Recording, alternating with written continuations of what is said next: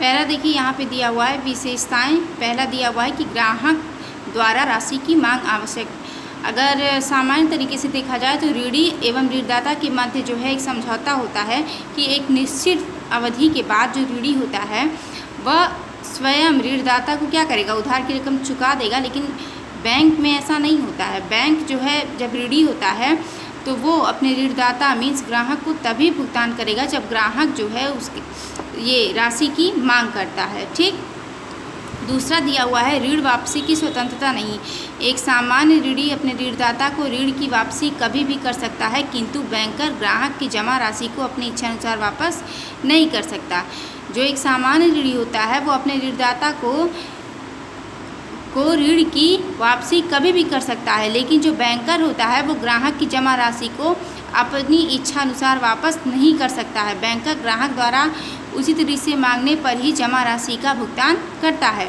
फिर तीसरा यहाँ पे दिया हुआ है कि मांग का उचित स्थान एवं समय। ग्राहक के अपने जमा राशि वापस मांगने के लिए बैंक के वर्किंग डेज या बैंक के वर्किंग आवर्स में करनी आवश्यक है। ठीक। चौथा यहाँ पे दिया हुआ है कि मांग की उचित विधि मीन्स जो बैंक होता है वह धन वापसी की मांग समुचित ढंग से लिखित रूप में प्रचलित रीति रिवाजों के अनुसार करेगा, तभी उसको क्या होगा, पैसा वापस मिलेगा। अगर आप बैंक में जाइए और कहिए कि आप मुझे मेरे अकाउंट से पैसा दीजिए, बैंक आपको नहीं देगा।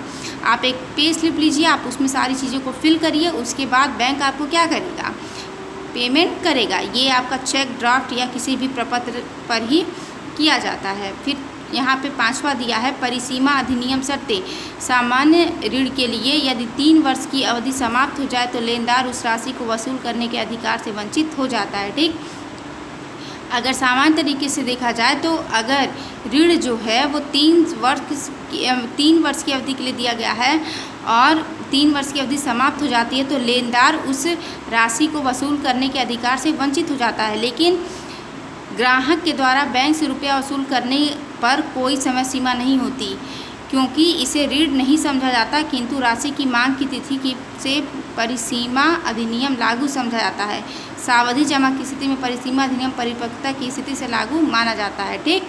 मीन्स इसमें बैंक अगर सामान्य लाइफ में अगर देखा जाता है तो इसमें जो लेनदार होता है अगर उसने 3 साल तक अपनी राशि को वापस नहीं लिया है तो वो उसको वापस नहीं ले सकता है, उसके अधिकार से वो वंचित हो जाएगा। लेकिन जो ग्राहक होता है वो बैंक से रुपया वसूल करने की उसकी कोई सीमा नहीं होती है, क्योंकि इसे ऋण नहीं समझा जाता।